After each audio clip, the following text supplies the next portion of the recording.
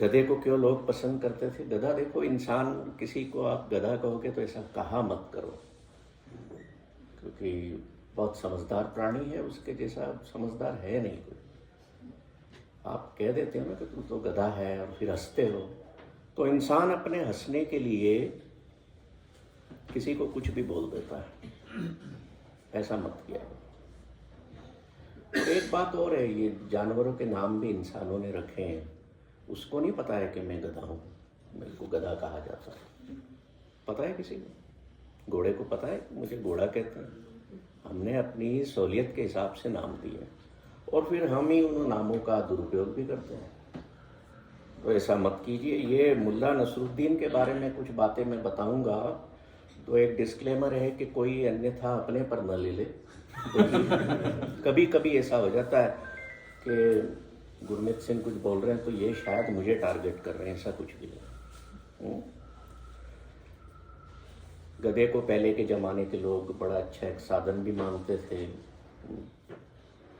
अब मुल्ला जैसे लोग इतने पैसे वाले तो थे नहीं कि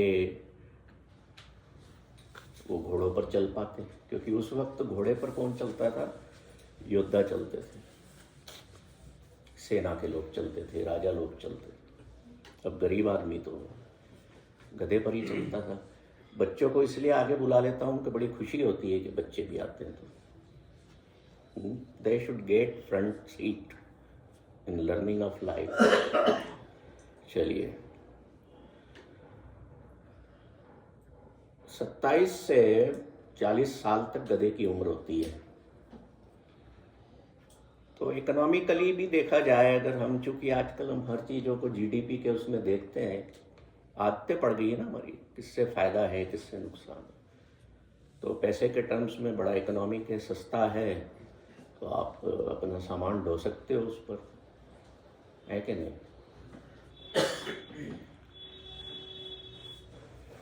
हिंदुस्तान में एक नया फैक्ट मुझे पता लगा, जो विशाल जी ने पिछले बताया, कि राजस्थान में एक लुनियावास करके जगह है। सुना है किसी ने वहाँ का नाम? लुनियावास। वहाँ पर हर साल, जयपुर से 22 किलोमीटर है, वहाँ पर हर साल गधों का मेला लगता है और दुनिया का सबसे बड़ा मेला लगता है, जहाँ पर हजारों गधों का खरीद फरोख्त होती है उन्हें। और गधों को खाने में क्या पसंद है, कोई बता सकता है? ये मैं थोड़ा सा गधे के बारे में इसलिए बता रहा हूँ, मेरी वाइफ की डिमांड थी कि गधों पर और कुछ बताना है। तो मैं थोड़ा सा बता रहा हूँ, नहीं तो घर पे जाके डांट ना पड़े, क्योंकि पहले पत्नी की डिमांड पूरी कर दो। तो गधों को क्या पसंद है खाने में? घास खाता है। घास तो आप खिलाते हो, क्योंकि आप महंगी चीजें खिलाओगे नहीं उसको। गधों को गाजर बहुत पसंद है, मूली बहुत पसंद है, केले बहुत पसंद है उसको, टर्निप्स, पियर्स। पर अगर आपको मैं गधा दे दूं एक, तो खिलाओगे क्या? बोले घास से काम चला। और आगे बढ़ते हैं। मुल्ला से किसी ने पूछा कि गधे कितनी प्रकार के होते हैं? तो कहता है मुझे पता नहीं, पर इंसानों में कई तरह के होते हैं गधे। मुल्ला छोटी हाइट का व्यक्ति था, दाढ़ी पूरी रखता था, केश पूरे रखता था, पगड़ी बांधता था, हाँ थोड़ा मेरे जैसे है, और गधे की सवारी करता था और गधे पर उल्टा बैठता था। ये रिवाइज कर रहा हूँ मैं, पार्ट 1 में। उल्टा क्यों बैठता था? क्योंकि गधा समझदार प्राणी है, उसको पता है कि मुझे अपने सेठ को कहाँ लेके जाना है। एक बार दिखा दिया रास्ता, याद हो गया। और मुल्ला इसलिए उल्टा बैठता था कि जो पीछे का मुझे दिख रहा है ना, पास्ट मेरा छूटता जाए, मुझे दिखता जाए कि छूट रहा है, तो मैं अब इसको छोड़ रहा हूँ। और उल्टा इसलिए भी बैठता था कि मुझे फ्यूचर में नहीं देखना है। क्या मतलब हुआ इसका? पीछे का मैं छोड़ रहा हूँ और छूट रहा है, आगे का मुझे देखना नहीं है। Yes. तो इससे बेहतर लिव इन प्रेजेंट कौन समझाएगा आपको, बताओ? जो मुल्ला बता रहा है। अपनी कार उल्टी चला सकते हो क्या? उस वक्त क्या होता था कि ऐसे लोगों को ना सूफी लोग ये कहलाते थे, और बड़े ही वाइज लोग होते थे, समझदार ये लोग। अब वो आगे आपको पता लगेगा कि वो समझदार क्यों हैं। पर चूंकि वो अपनी हरकतें ऐसी करता था, उसका समझाने का तरीका मुल्ला नसरुद्दीन का ऐसा था, अटपटा था, तो लोग समझते थे कैसी बातें करता है, बेवकूफ़ है। जैसे एक बार उसकी पत्नी ने कहा कि भाई हम दोनों बहुत बूढ़े हो गए हैं, तुम मेरा बुढ़ापे में ध्यान नहीं रखते हो। पत्नी कहती है मुल्ला से कि तुम मेरा बुढ़ापे में ध्यान नहीं रखते हो। शादी के वक्त तो तुमने बहुत कस्में खाई, खाते हो ना? अभी खाई थी डॉक्टर साहब आपने? 7 वचन, और वो भी ट्रांसलेट करके संस्कृत से हिंदी में करके बताया। तो मुल्ला से पत्नी पूछती है कि बुढ़ापे में तुम मेरा ध्यान नहीं रखते हो, तुमने कहा था कि मैं बुढ़ापे में तुम्हारा ध्यान रखूंगा। मुल्ला कहते हैं नहीं, गलत। मैंने ये वादा किया था कि मैं सुख दुख में तुम्हारा ध्यान रखूंगा, बुढ़ापे का मैंने कोई प्रॉमिस नहीं किया। समझ रहे हो बात? लेडीज को बुढ़ापा तो वैसे भी नहीं आता, कोई मानता ही कहाँ है। तो अब ऐसा क्यों कहा उसने? अगर हम देखिए, मैं जब भी मुल्ला के बारे में सोचता हूँ, पढ़ता हूँ, तो मुझे ना उसकी हंसी मजाक तो बहुत अच्छी लगती है, पर मुझे कोई ना कोई उसकी कोई शब्द पकड़ में आ जाता है, या कोई उसकी लाइन पकड़ में आ जाती है, जिससे पता है कि ये जीवन के बारे में कुछ कह रहा है। और जीवन को सबसे बेहतर समझने का तरीका जो है इस बंदे के अलावा है ही नहीं। तो मुल्ला ने क्या किया, जो काम हम करते हैं अपने जीवन में, हम शब्दों को पकड़ लेते हैं, पकड़ते हैं कि नहीं, कि मैंने तो ऐसा कहा था, मैंने ऐसा नहीं कहा था, पकड़ के अपने आप को प्रूव करते हैं, अपनी ईगो को और पावर देते हैं। तो मुल्ला कह रहा है कि मैंने सुख दुख में ध्यान देने की बात कही थी, बुढ़ापे में भी। तो शब्दों को देखो, पकड़ो जरूर, पर उनकी डेप्थ में जरूर उतरो। हम होता क्या है, हम पढ़ते हैं ना किसी किताब को भी, तो शब्दों को पढ़ के हम बड़े खुश हो जाते हैं, हमें लगता है हमें विजडम मिल गया, ज्ञान मिल गया है। पर जब तक हम उसकी डेप्थ में, उस वर्ड की डेप्थ में नहीं जाएंगे, शब्द की, you can not get the wisdom of life. इसीलिए वो किसी ने कहा था कि word can change your life. मैंने पहली किताब लिखी थी ना, द वर्ड्स ऑफ माय गुरु, तो उसका सब टाइटल यही दिया था कि एक शब्द तुम्हारे जीवन को परिवर्तित कर सकता है। तो शब्दों को पकड़ के मत बैठो, उसकी डेप्थ में जाओ। सारा जीवन उसने मजाक मजाक में बिता दिया। अब वो कोई किसी से कहे तुम्हारे जीवन का उद्देश्य क्या है, तो उद्देश्य लोग बड़े सीरियस निकाल के लाते हैं। पर मुल्ला की जो कब्र आज बनी हुई है तुर्की में, 1284 में उसकी डेथ हुई थी, 1208 में वो जन्मा था। तो उसने कहा कि मेरे मरने के बाद ना मेरी कब्र पर जो ईंट दीवार का जो एक वो पेड़ी बना देते हैं ना, वो मत बनाना, सिर्फ एक दरवाजा लगा देना, खड़ा कर देना, दरवाजे की दीवारें ना हो, और उस दरवाजे पर बाहर ताला लगा करके चाबी कहीं फेंक देना। तो मैं पढ़ रहा था कि आज भी वो दरवाजा वहां पे लगा हुआ है, उस पर पुराने किस्म का ताला लगा हुआ है, और लोग आते हैं और उसके चारों तरफ घूमते हैं, और मुल्ला आज भी हंसता है कब्र में से कि देखो मेरे दरवाजे को देख करके हंस रहे हैं। कोई ये कोशिश नहीं कर रहा, मेरे दरवाजे को देख करके उसका चक्कर लगा रहे हैं, कोई ये कोशिश नहीं कर रहा कि हम उस ताले को खोलें, कभी कोशिश करें कि इसके अंदर है क्या। पूरे ज़िंदगी के फ़लसफ़े, पूरे ज़िंदगी के जो तजुर्बे हैं उस दरवाजे में छुपे हुए। तो मुल्ला को आप पढ़ा करो, ये मत सोचो कि अरे क्या है मजाक करता है। नहीं, ऐसा नहीं। Basically he was a teacher, एक शिक्षक था, और उसका नाम भी जो है वो नसरुद्दीन है। तो नसरुद्दीन का मतलब होता है light of Lord, victory of religion, कि जो प्रकाश दे रहा है।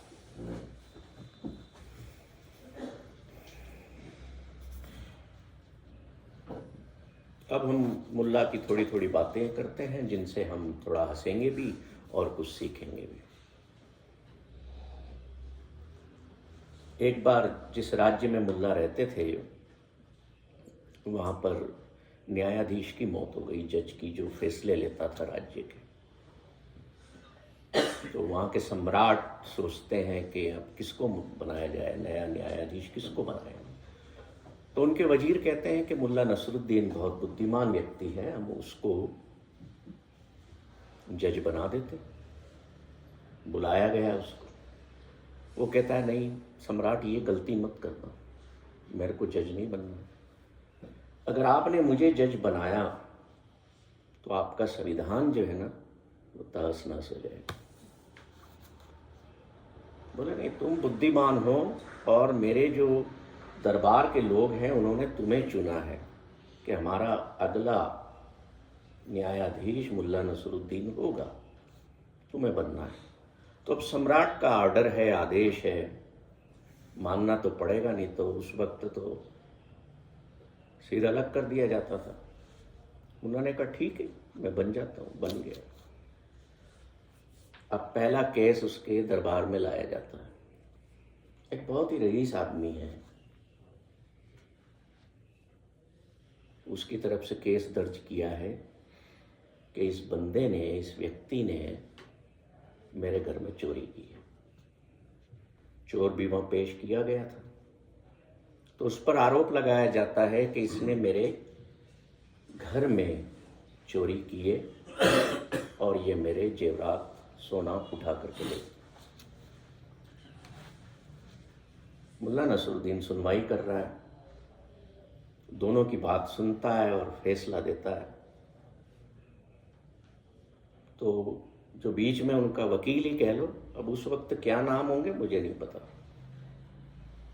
वो कहता है कि आप स्टडी कर लो केस को और आराम से डिसीजन देना।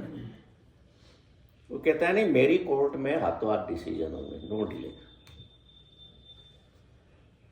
कि इस रईस आदमी को भी कटघरे में खड़ा कर दो, चोर को भी कटघरे में खड़ा कर दिया जाता है।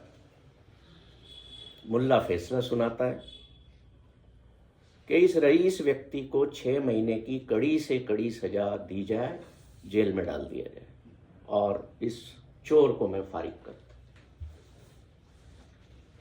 ऐसा डिसीजन सुना है कहीं आपने? बड़ी अजीब बात हो गई है। तो उलट हो गया कि जिसका चोरी हुआ है सामान उसको हम सजा दे रहे हैं। सम्राट के पास बात ये पहुंची कि ये मुल्ला तो क्या करे जा रहा है, अब जिंदगी में क्या सीखना है वो बता रहा है, उससे आप कैच करिएगा। मुल्ला कहता है कि मैंने आपसे पहले ही कहा था कि मुझे जज मत बनाओ, मैं आपके बनाए हुए नियम के अनुसार फैसले नहीं दूंगा,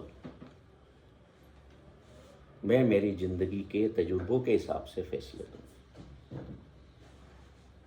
मैंने इस अमीर आदमी को इसलिए सजा दी कि तेरे को इतना इकट्ठा करने की जरूरत क्या थी कि वो चोरी हो जाए।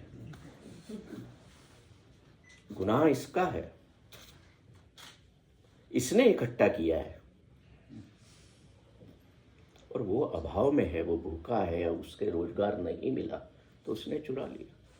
सत्य तो यही ना कि इतनी जरूरत क्या है तुझे, इतना इकट्ठा करने की जरूरत क्या है जीवन में? कुछ दूसरों के लिए भी छोड़ो। मैं मेरे फैसले से नहीं हटूंगा। मुल्ला को रेस्ट्रिकेट कर दिए, बोले वाह मैं आजाद हो गया। तो हम भी यही करते हैं अपनी लाइफ में, करे जाते हैं इकट्ठे, करे जाते हैं, चाहे काम आ रही है नहीं आ रही है। होता है ना ऐसा कि नहीं होता? थोड़े की जरूरत है। अगले संडे को आप इस किताब को अपने बीच पाएंगे आप।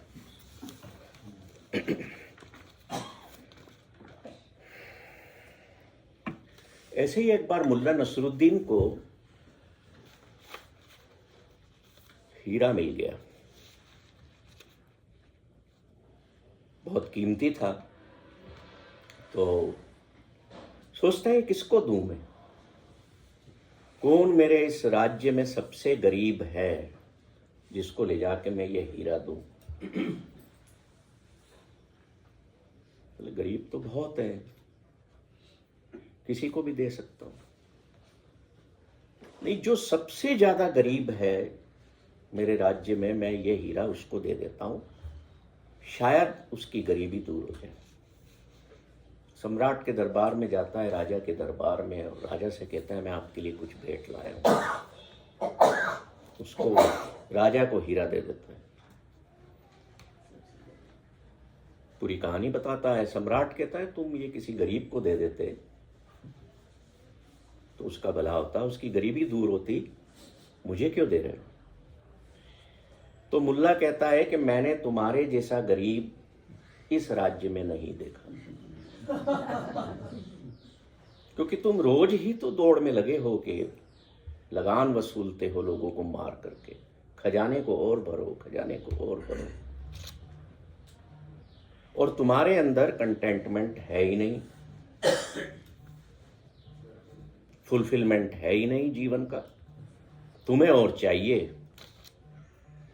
तो इस राज्य में सबसे ज्यादा गरीब तुम हो, मैं तुमको ये ला करके देता हूं।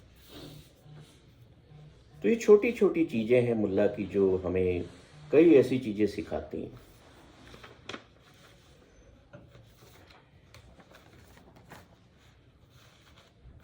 मुल्ला नसरुद्दीन ने बहुत पैसा कमाया, बैंक बैलेंस बड़ा हो गया, सारा जीवन खपा दिया पैसा कमाने में। बैंक से एक दिन 10,000 रुपए निकाले और सड़क पे आकर के बांटने लगा। 100-100 रुपए के नोट लोगों को देने लगा। कुछ लोगों को दिए, बोले अजीब पागल आदमी पैसा बांट रहा है। फिर घर जाने के लिए जिस बस में चढ़ा उसमें भी लोगों को 100-100 के नोट दे रहा है, और पूछता है किसको चाहिए। सब खड़े हो जाते हैं, लाओ हमारे पास लो। मतलब जिसके पास बहुत है वो भी कह रहा है कि 100 का नोट मिल रहा है, ले लो, आने दो, आने दो। लोग कहते हैं पागल हो गया है। कोई मनोवैज्ञानिक आए कि मैंने रिक्वेस्ट की, या मनोचिकित्सक आए? कौन साहब बैठे हैं? मनोवैज्ञानिक कह सकते हैं, चिकित्सक नहीं। आप कौन साहब हैं? प्रहलाद हूं मैं। आजा प्रहलाद जी। तो ध्यान देना थोड़ा सा। तो मुल्ला को बस में भी लोग कहते हैं पागल हो गया है। और देखो आप सड़क पे खड़े होके नोट बांटोगे तो लोगों की नजर जाएगी, इतना पैसा है। कहीं इनकम टैक्स वालों ने देख लिया, बोले ये क्या शो करता है फाइल में, रिटर्न में, ये तो पैसा बांट रहा है बाजार में। पुलिस ने देखा, बोले बहुत पैसा है, कहीं ना कहीं से डाका डाल के लाया हो। घर गया, पुलिस आ गई। पत्नी पूछती है कि भाई क्या बात है, पुलिस क्यों आई? पुलिस कहती है तुम्हारा पति पागल हो गया है, ये बस में सड़क पे 100-100 के नोट बांट रहा था। तो पत्नी क्या कहेगी, ऐसा काम कौन करता है? अभी नोट बांट रहे थे कि हाँ बांट रहा था ये। तो मुल्ला आवाज लगाता है, मैं अभी वापस बैंक जा रहा हूं और निकाल के लाऊंगा और बांटूंगा, मेरा पैसा है, तुम होते कौन, है ना। पत्नी कहती है हाँ वाकई में पागल हो गया। पुलिस वालों ने उठाया, मेंटल हॉस्पिटल में ले गए, साइकियाट्रिस्ट के पास में, मनोचिकित्सक के पास में। उसने पूछा क्या बात है, बोले ऐसी सी बात। हाँ जी साहब ये तो बिल्कुल पागल हो गया है, कौन नोट बांटता है। लेटा दिया पलंग पे, इलेक्ट्रिक शॉक देने लग गए उसको कि इसको जब तक ये नॉर्मल नहीं होता है इसको इलेक्ट्रिक शॉक दिया जाए। अब मनोचिकित्सक ने या मनोवैज्ञानिक ने भी प्रूव कर दिया है कि वो पागल है। मुल्ला बोले जा रहा है मैं पागल नहीं हूं, मैंने पैसा कमाया था, मेरे पास है बैंक में, मेरा पैसा है, मैं बांट रहा हूं, इसमें पागलपन की क्या बात है। पर वो उसको शौक पे शौक दिए जा रहे हैं। तो मुल्ला एक बड़ी अच्छी बात, जहां से मुझे एक बात पकड़ में आई, वो कहता है, उसको मैं लिख के ले आया कि कहीं शब्द बदल न जाए। मैं बिल्कुल भला चंगा हूं, रुपए मेरे हैं, मैंने बनाए हैं, मैंने कमाए हैं, मैं देना चाहता हूं। मैं तुमसे कहता हूं कि अब तक मैं पागल था, अब नहीं हूं। क्या मतलब, अब तक मैं पागल था पर अब नहीं हूं। मैं इन कागज के टुकड़ों के लिए अपनी जिंदगी बर्बाद करके बैठा था। मैं दौड़ रहा था सुबह से शाम तक।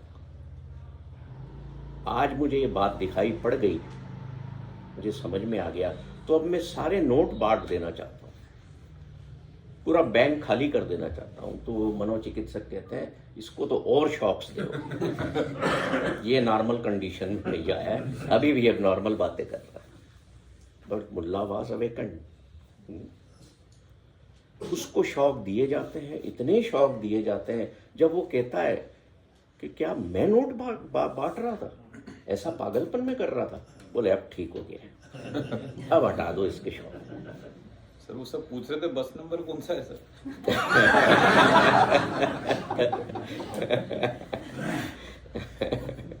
तो मुल्ला ये बताना चाहता है कि दुनिया की जो दौड़ है वो पागलपन की है, और चिकित्सक भी यही प्रूव करते हैं तुम पर कि तुम पागल हो चुके हो। अब एक बात बताओ, इसमें हम देखें कि कोई व्यक्ति अगर अवेकन हो गया है, अवेयर हो गया अपने जीवन में, तो हमारा संसार उसको पागल क्यों कह देता है। मैंने देखा है कि कई लोग, कुछ लोग, बहुत कम लोग, जो सोसाइटी के, समाज के या दुनिया के माइंड का जो लेवल है, स्टेट ऑफ माइंड जो दुनिया की है, उसके तल के नीचे आ जाते हैं ना, जैसे चलते चलते हंसते हैं या कुछ हरकतें करते हैं जैसे मुल्ला करता था, तो पागल कह देते हैं, कहते हैं ना ये पागल हो गया। ठीक ऐसे ही कुछ लोग ऐसे जो समाज का जो स्टेट ऑफ माइंड है, वर्ल्ड का जो स्टेट ऑफ माइंड है, दुनिया की जो सोच है, उसके ऊपर उठ जाते हैं, तो दुनिया उन्हें भी पागल कह देती। अब क्या फिर हम पूछें कि क्या बुद्ध पागल था जो उसने अपना सब कुछ छोड़ के जंगल चल दिए? उनको तो नहीं कहोगे आप पागल, क्योंकि अब आप पूछते हो। उस टाइम लोगों ने कहा था कि आर यू मैड, तो बुद्ध ने क्या कहा था कि no, I am awake, I am aware. Nanak क्या पागल थे जो अपनी किराने की दुकान छोड़ के चल दिए?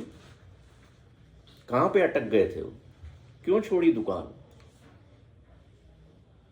13 नंबर पर अटक गए थे।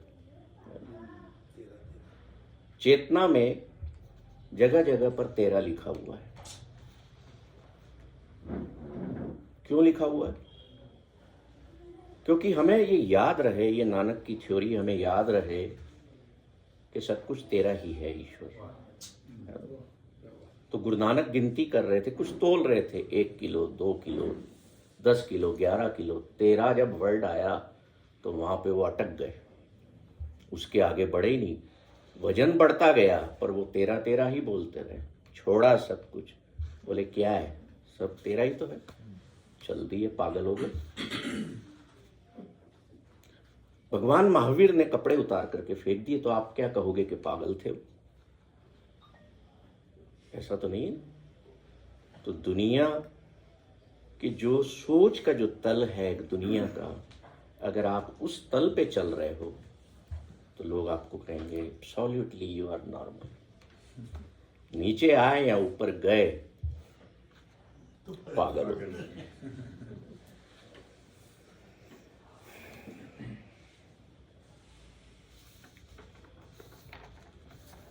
अब एक और बात डॉक्टरों के लिए, क्योंकि मेरे ना डॉक्टर बहुत दोस्त हैं और मुझे इनके साथ मजा आता है। अब ये करते क्या है मुल्ला बता रहा है, बुरा मत मानिएगा। देखिए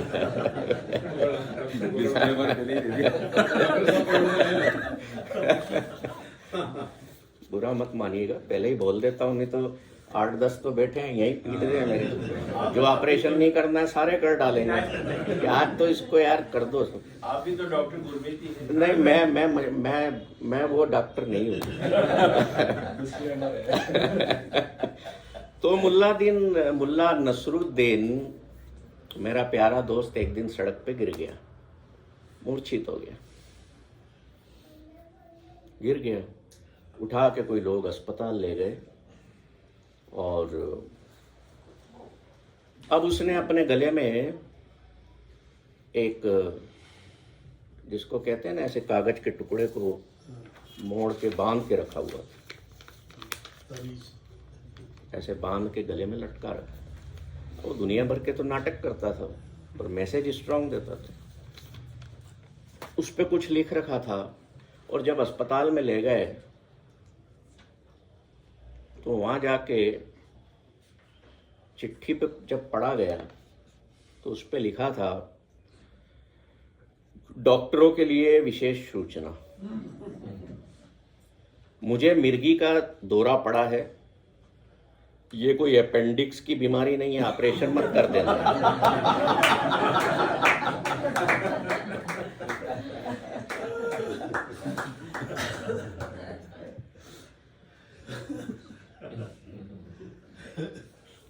एक दिन सुबह सुबह मुल्ला नसरुद्दीन जो है वो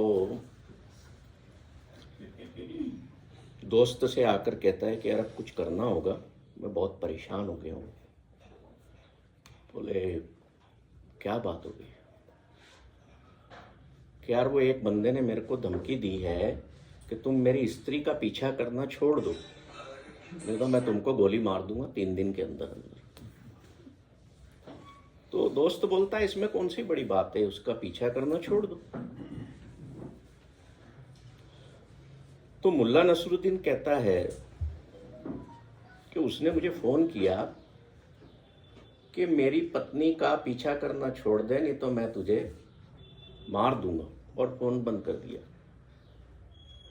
तो मैं ये सोच में पड़ा हुआ हूं, दुविधा ये है मेरे साथ कि मैं किसकी पत्नी का पीछा छोड़ूं। मैं तो बहुत सारों की स्त्रियों का पीछा करता हूं, किसका पीछा छोड़ूं? अब ये कैसे पता लगे? जब मैंने इसको पढ़ा तो मैंने कहा मुल्ला जो है वो हंसा तो रहा है पर कुछ तो बात होगी इसमें भी। तो मुल्ला ये भी कह रहा है, देखो यहाँ पर, कि तुम अपने जीवन में अनंत कामनाओं के पीछे पड़े हुए हो, छोड़ो उनको, किसी किसी को छोड़ो। बहुत सारी बाधाओं को तुमने बांध रखा है, अनंत बाधाएं हम लेकर के चल रहे हैं, कामनाएं लेकर के चल रहे हैं।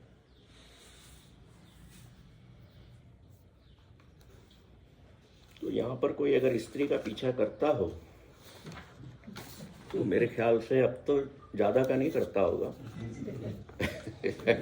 हिम्मत भी नहीं होगी।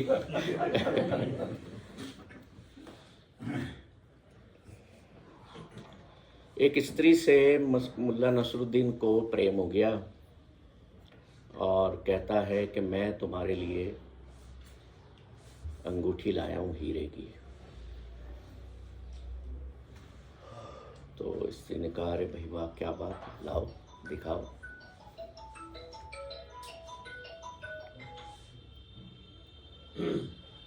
स्त्री कहती बहुत सुंदर अंगूठी है,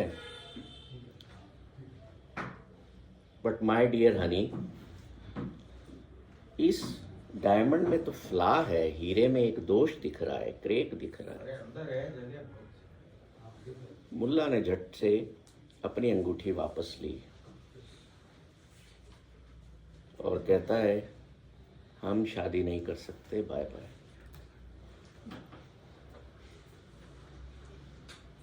दस सेकंड पहले वो प्रपोज कर रहा है और अब कह रहा है कि मैं शादी नहीं कर सकता तुमसे, बाय। अब मैंने कहा यार गुरमीत सिंह, इसमें तो हंसी तो आई नहीं अपनी, तो जरूरी नहीं है हर जगह। क्यों बाय किया उसने? उसने कहता मैंने प्रेम किया, तुमने प्रेम किया, पर तुम्हारे प्रेम में फ्ला है, तो मैं कैसे तुमसे जुड़ सकता हूं? मैं शादी नहीं कर सकता, क्योंकि तुमने प्रेम में ही दोष निकाल दिया। पर आजकल जो प्रेम होता है वो क्या ऐसा होता है? वो तो शर्तों से शुरू होता है और शर्तों पे खत्म हो जाता है, मैनिपुलेशन पे चलता है।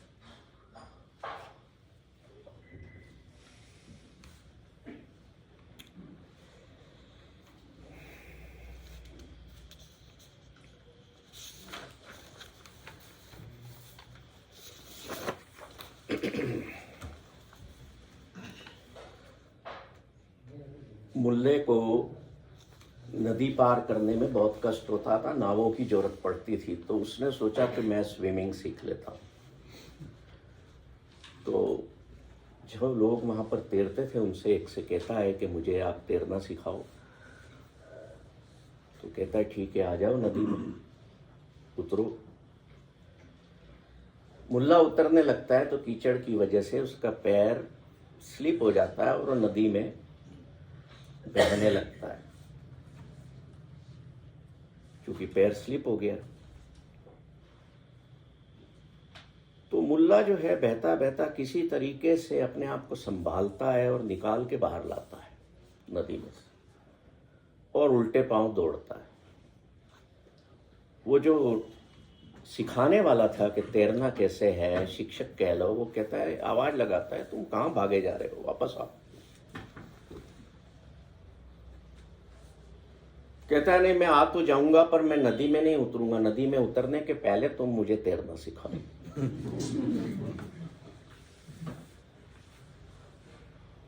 बताइए, पानी में उतरे बगैर कोई तैरना सीख सकता है? पर मुल्ला कह रहा है कि मैं इस नदी में उतरूं और मुझे तैरना न आया तो या तो मैं डूब सकता हूं या फायदा क्या? लॉजिक लगा रहा है वो।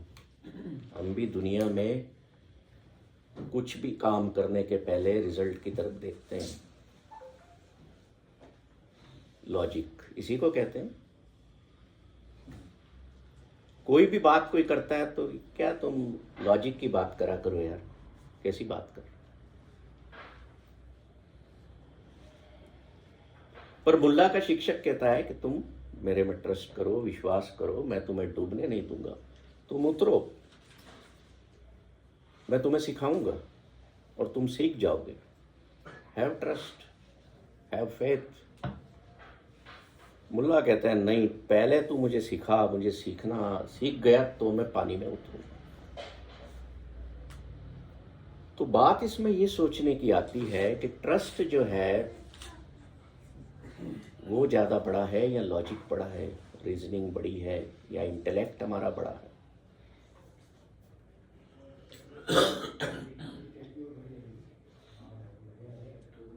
एक बीज होता है ना, ऐसे ही पड़ा है कहीं भी आपने तो खराब हो जाएगा, सड़ जाएगा। जमीन में लगाओगे तभी निकलेगा ना पेड़ बन के। तो मुल्ला कह रहा है, इस उसकी बात के पीछे, इस कहानी समझ लो या जो भी हास्य समझ लो, उसके पीछे वो कह रहा है डाई एज ए सीड, बीज की तरह मरो तो ही तुम वृक्ष बनोगे। मतलब हैव ट्रस्ट, अगर बीज मरे ना और सोचे कि मैं पेड़ बन जाऊं, फल दूं, फूल दूं, तो संभव है? या वो सोचे मरने के पहले ही, बीज जमीन में गड़ने के पहले ही सोचे कि क्या मैं फल दे पाऊंगा, तो मैं उगूं, जमीन में अंधकार में दबूं, नहीं तो फिर कोई फायदा नहीं। विश्वास तो करना पड़ेगा कि हाँ, मैं इसमें उतर रहा हूं, तो मैं एक पेड़ बनूंगा, मैं एक फल दूंगा, मैं फूल दूंगा। अपनी पत्नी को कार सिखा रहा था मुल्ला। अब आप ये मत कहना कि उस टाइम कोई कार होती तो नहीं थी सर। थोड़ी सी चीजें कई बार सांकेतिक भी होती। अब पत्नी को कार सिखा रहा है, ड्राइविंग सीट पर वाइफ बैठी है और खुद बाहर दौड़ रहा है साथ साथ, और कह रहा है अब क्लच दबाओ और गियर बदलो, अब एक्सीलेटर पे पैर दो। तो एक व्यक्ति देखता है, बोलता है तू कार में बैठ के क्यों नहीं सिखा रहा है, बाहर से क्यों सिखा रहा है? तो मुल्ला कहता है कि इसका इंश्योरेंस नहीं है गाड़ी का। तो लॉजिक है ना, गाड़ी का इंश्योरेंस नहीं है, मरना होगा, कहीं ठुकेगी तो वो मरेगी, मेरा तो बचाव होगा। तो logic always demands insurance, always demands guarantee कि मैं नदी में उतरूंगा तो आना ही चाहिए, नहीं तो मैं नहीं उतरूंगा।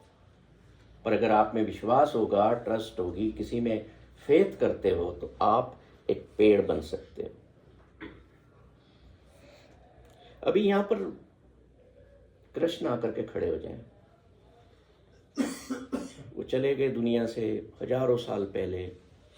हम सब पूजा करते हैं उनकी, हम विश्वास करते हैं, मानते हैं ना उनको। अभी आकर के मान लो, यहीं खड़े हो जाएं, कहें मैं कृष्ण हूं, आप क्या करोगे? क्या करोगे? विल यू ट्रस्ट, या आप ये कहोगे कि हम कैसे मान लें तुझे? लॉजिक खड़ा करोगे कि कुछ प्रूफ चाहिए? तो हमारी स्थिति ये हो गई है। कोई कह दे कि मैं भगवान हूं, मैं यहां खड़ा हूं, भगवान कैसे मान लें हम? भले हम उसी की मूर्ति की पूजा कर रहे हैं। निकोडेमस ने जीसस से पूछा था कि मैं ईश्वर को कैसे पा सकता हूं, मैं उसके गार्डन में, किंगडम में कैसे जा सकता हूं? तो जीसस ने कहा, when you die as a seed and reborn again as a tree, तुम अगर किसी ईश्वर को या किसी को पाना चाहते हो तो पहले स्वयं को खत्म कर, तभी तुम्हारे जीवन में फुलफिलमेंट आएगा। जैसे वो एक बीज अपने आप को खत्म करता है और फल देता है, फ्रूट देता है, फ्लावर्स देता है, दुनिया को छाया देता है, तो उसकी लाइफ में फुलफिलमेंट आया। तो निकोडेमस को उत्तर मिलता है जीसस से कि जब तक तुम स्वयं को नहीं मिटा दोगे, गुरु नानक भी ऐसी बात गुरु ग्रंथ साहब में कहते हैं, इरेडिकेट योरसेल्फ, स्वयं को मिटाओ, तभी तुम उसको पा सकोगे।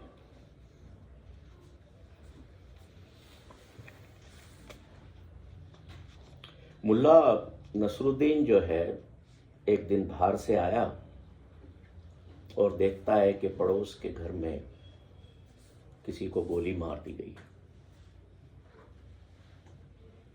अब है तो मजाक उसमें, पूछता है क्या हुआ?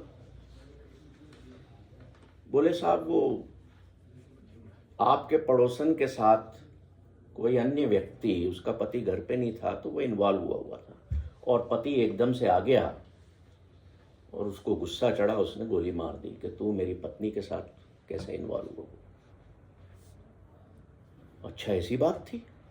मुल्ला कहता, बोले शुक्र है खुदा मैं बच गया, अगर इसका पति कल आ जाता तो आज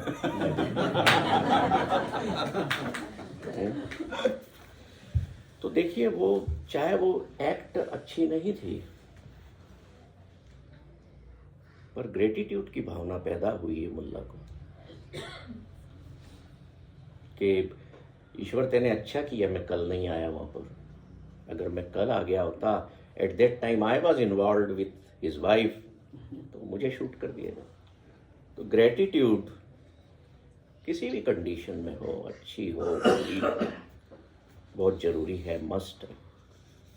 एक बार मुल्ला जो है वो सफर पे जाना चाहता था और नदी क्रॉस करना थी, तो उसको बहुत जल्दी में था, बहुत तेजी से घर से निकला कि कहीं मेरी नाव छूट न जाए। किनारे पर आया नदी के तो देखता है नाव जो है थोड़ी दूर तक जा चुकी है।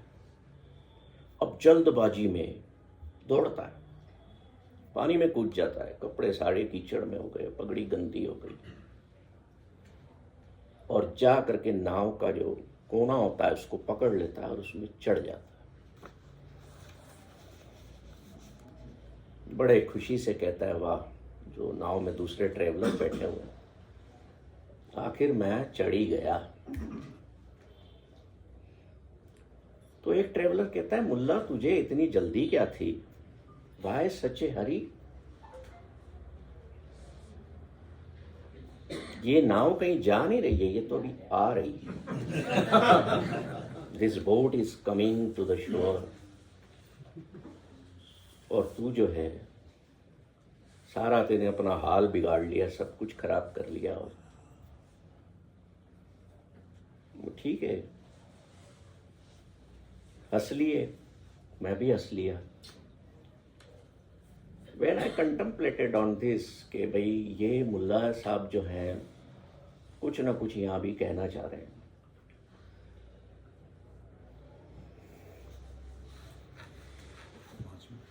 जी, तो मुल्ला ये कहना चाह रहा है कि in your hour of death you will also realize that despite all the running around you, you have done all your life, you're racing to get somewhere the boat which is not going anywhere. It is coming to the shore. Very nice. और boat अगर कहीं जाती है तो लौट करके अपने किनारे पे, अपने रियल होम पे आती है। तो ट्रेवलर मुल्ला से कहता है बाद में कि देखो तुम दुनिया में जितनी मर्जी नाव में सवार होकर के आओगे तो लोगोगे तो किनारे ही ना, तो इतनी भाग दौड़ क्यों कर रहे थे? तुम्हें अपने रियल होम में आना है।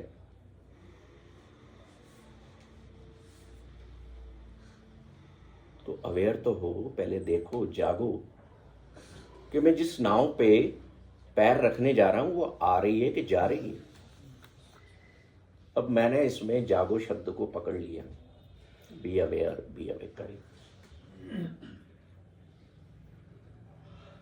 मुझे मेरा बचपन याद आया कि मैं जब सुबह देर से उठता था तो मेरे बीजी आती थी, सिर पे हाथ फेरती थी कि उठ जाग, देख बाहर चिड़ियाएं भी चहचहा रही हैं, तू सोया हुआ है। तो उस उठ जाग का मतलब क्या था? ठीक है, उस समय आप यही समझ सकते हो कि मुझे स्कूल जाना है या मुझे काम पे जाना है, पर जीवन में अगर ये शब्द पकड़ में आ गया कि उठ जाग, आप अवेयर हो गए, अवेकन हो गए, तो लाइफ फुलफिलमेंट से भर जाएगी। मुझे एक बात और याद आती है कि जब मैंने अपनी बेटी को खोया ना, third death in my life, तो किसी ने मुझे पुस्तक भेजी, किसी ने नहीं, मेरे सबसे बड़े भाई साहब ने मंदसौर से। उस पुस्तक का टाइटल था मैं मृत्यु सिखाता हूँ, शायद ओशो की थी। तो मैं उस पुस्तक के टाइटल को पढ़ के ही डर गया, क्योंकि मैं इतनी मृत्युओं को देख लिया कि मुझे मृत्यु शब्द से डर होने लगा। और बचपन में मेरा ये एक्सपीरियंस रहा कि जब भी मैं छोटा था, आस पड़ोस में किसी की मृत्यु हो जाती थी, मैं इतनी उम्र का था, तो मेरे पैर कांपते थे सुन के। तो उस किताब को मैंने बड़े दिनों तक हाथ नहीं लगाया कि ये मृत्यु सिखाता हूं, तो मैं डरता था उससे। पर ये जो उठ जाग है ना, ये शब्द जो है, ये मुझे मेरे को उसके नजदीक ले गया और बताता है, जब मैंने उसको स्टडी किया तो गुरु नानक की एक चीज मुझे पता लगी कि उनके पास कोई आता है और कहता है कि मुझे जीवन समझाओ क्या होता है। तो नानक उससे कहते हैं कि तुम मृत्यु को समझ लो, जीवन को समझने की जरूरत नहीं पड़ेगी। तो मेरे हाथ उस किताब की तरफ बढ़े और then I started searching the death in Guru Granth साहब, कि मेरे गुरु क्या कहते हैं डेथ के बारे में। मतलब अगर डेथ के बारे में आप अवेकन हो गए तो फिर जिंदगी के जो कर्म होंगे ना, वो ऐसे होंगे टोटल प्योर, वो शुद्ध हो जाएंगे। मृत्यु को जान लेंगे तो जीवन को समझ लेंगे कि क्या है। कबीर कहते हैं गुरु ग्रंथ साहब में कि जिस मरने ते जग डरे मेरे मन आनंद, कि जिस मृत्यु से दुनिया डरती है, मेरे मन में तो ब्लिस पैदा होती है। फिर गुरु नानक कह देते हैं कि अगर तुम्हें मेरे से कुछ सीखना है ना लाइफ में, तो गुरु ग्रंथ साहब में वो कहते हैं, पहला मरण कबूल, जीवन की छठ आस। कि जीवन की होप, जीवन की आशाएं छोड़ करके पहले मरने को कबूल कर लो, तो तुम मुझसे कुछ जीवन का सीख पाओ। तो मुल्ला की बहुत कहानियां हैं, हम अगर साल भर भी इन पर बात करते रहे तो वो खत्म नहीं होंगी। मुझे इंडिकेशन मिल गया कि टाइम हो गया सर, तो मुझे भी उस टाइम में रहना है। पर मुल्ला की आखिरी बात सुना देता हूं, थी तो बहुत सारी। मुल्ला का बहुत ज्यादा बीमार हो गया, एक बार बिस्तर पर पड़ा है। 4 बेटे थे, पड़ोसियों ने चारों बेटों को खबर की कि भाई आ जाओ, तुम्हारे पिता जो हैं जाने वाले। आ गए सब चारों। अब देखो जिंदगी में क्या होता है ये भी सीखना, और ऐसा करना भी मत, और हंस भी लेना। चारों आए, कमरे में गए, देखे अरे बड़ी हालत खराब है, ये तो उठने लायक भी नहीं है, कभी भी जा सकता है। तो चारों जने अपने ड्राइंग रूम में जाकर के बैठ गए, जैसे आजकल लोग करते हैं ऐसा, कि यार ये मरने वाला है, इसको ले जाना कब है और कैसे ले जाना है।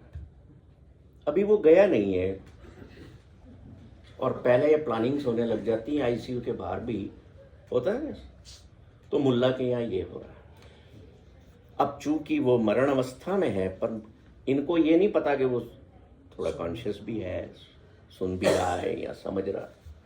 तो बड़ा लड़का कहता है, एक काम करो यार, पिताजी को ना हाथी बहुत पसंद थे, पर बेचारों ने सारा जीवन गधे पे बिताया, तो मरने के बाद तो हम उसको हाथी पर ले जाएं, कुछ तो उनकी बात पूरी करें, हम बेटे किस बात के। दूसरा बोलता है नहीं नहीं नहीं, बहुत खर्चा होगा, एक काम करो, मुल्ला को, पिताजी को गधे पसंद थे, तो एक गधों की ना 12 गधों की बग्गी तैयार करो, उस पे ले जाएंगे। तीसरा बोलता है क्या जरूरत है, क्या जरूरत है एक मरे हुए इंसान पे पैसा खर्च करने की, कोई जरूरत नहीं है। और मरे हुए को क्या पता लगेगा कि मेरे को कैसे ले जाया जा रहा है, मेरे पे कितना पैसा खर्च किया जा रहा है, होता है ना ऐसा, पता उसको वाकई में क्या है। बोले यार इसको कपड़े में लपेट के बाहर रख दो, नगर निगम की गाड़ी आएगी उठा ले जाएगी, ये भी झंझट से मुक्त हुए अपन। मुल्ला को लगता है यार ये तो मेरा तो बेड़ा गर्क हो गया है, सुन तो रहा था अब ये समझे कि गया है, उठता है वो पलंग से, वो उठ के बैठ जाता है, अबे वो मेरे जूते कहाँ हैं, लाओ। तो वो तीनों सुन के जो है, चारों सुन के, तो अरे ये जूते क्यों मांग रहा है, ये जिंदा है अभी? देखा तो बैठा हुआ और बोल रहा है मेरे जूते लाओ। जूतों का क्या करोगे, तुम लाओ तो सही। मैं जाऊं उठ के और पहले तो पूछूं उस दाई से जिसने तुम लोगों को जन्म दिया कि ये है तो मेरे ही ना, और किसी ने। जूते पहनता है, जाता है, मुझे नहीं पता दाई मिलती है कि नहीं मिलती, पर यह कह करके जाता है कि तुम लोगों को कष्ट करने की जरूरत नहीं है, मैं अपनी कब्र तक पैदल ही चला जाऊं। और वो जाता भी पैदल। तो छोटा बेटा कहता है पिताजी मुझे जाते जाते जीवन की कोई सीख तो दे जाओ। तो मुल्ला वापस अपने मजाकिया अंदाज में कहता है कि देख, 3 बातें याद रखना। एक तो बात ये याद रखना जीवन की कि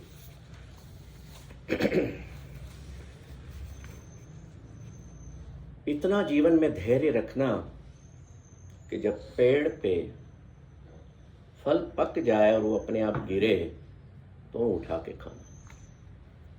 पैशन सिखा रहा है, अब उसका अंदाज अलग है, मूर्खता लगती है उसमें। दूसरा कहता है इतना धैर्य रखना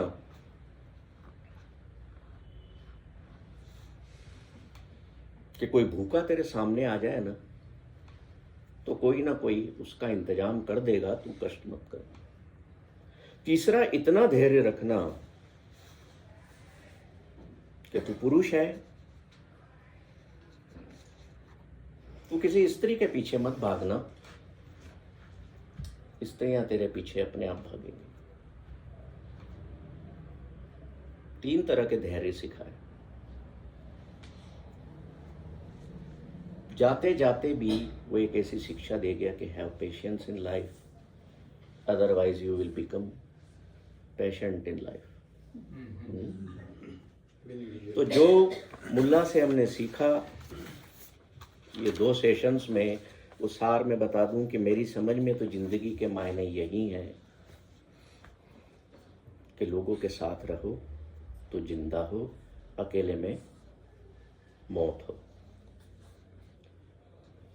दूसरों के साथ में हो तो जिंदगी है, और दूसरों के साथ इंतखाब नहीं होता। इंतखाब का मतलब चुनाव, चयन नहीं होता। आप ये चुनाव नहीं करेंगे, ये इंतखाब नहीं करेंगे कि कौन अच्छा है कौन बुरा है, और ये भी नहीं सोचेंगे कि ये बंदा मुझे पसंद है तो अच्छा है, ये पसंद नहीं है तो ये बुरा है। ऐसा नहीं।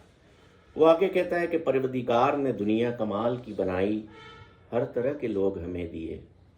क्यों दिए? क्योंकि वो हर तरह के लोग मुझे और आपको हर तरह का मुख्तलिफ तजुर्बा देंगे। मुख्तलिफ मतलब अलग अलग तरह के तजुर्बे आपको देंगे, और वो मुख्तलिफ तजुर्बे देंगे तो मेरी तबीयत की सतह ऊंची होगी। तबीयत सतह ऊंची होगी, तबीयत की मतलब मैं खुशहाल होऊंगा। जब तबीयत की सतह ऊंची होगी तो जो तालीम मैंने हासिल की उससे मेरा इल्म बढ़ेगा, मेरा विजडम बढ़ेगा, और मेरी सोच का दायरा बड़ा होगा। और वो कब्र में बैठ कर के समा जाता है और दरवाजा खड़ा करता है, ताला लगवा देता है। अब आप लोग उसको खोलिए। धन्यवाद।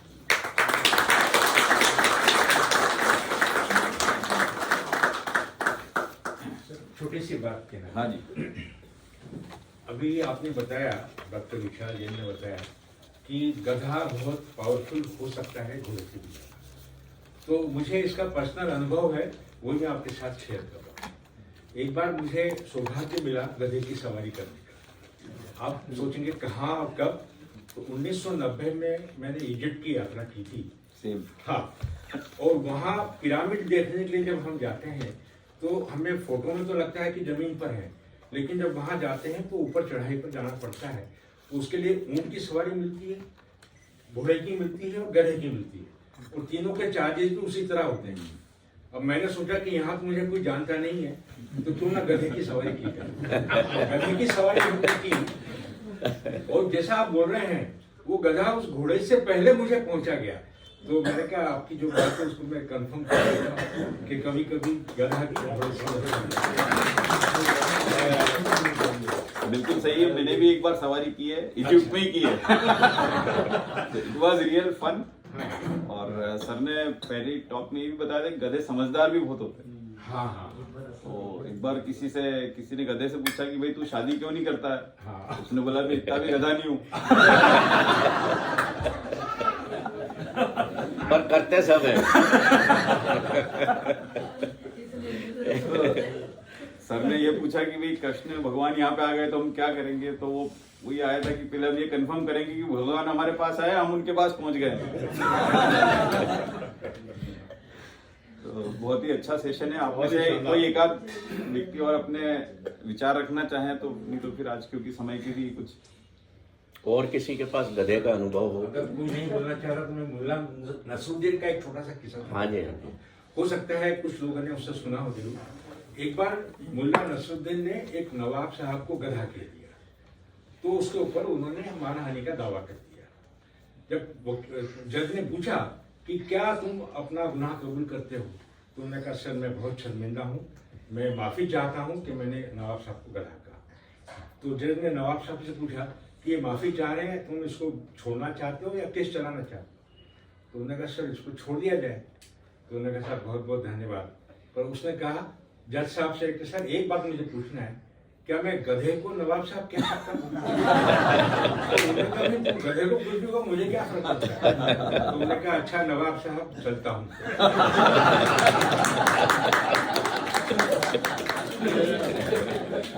तो चलो, मुझे बड़ी खुशी है कि एक मुल्ला के और करीबी मुझे मिल गया।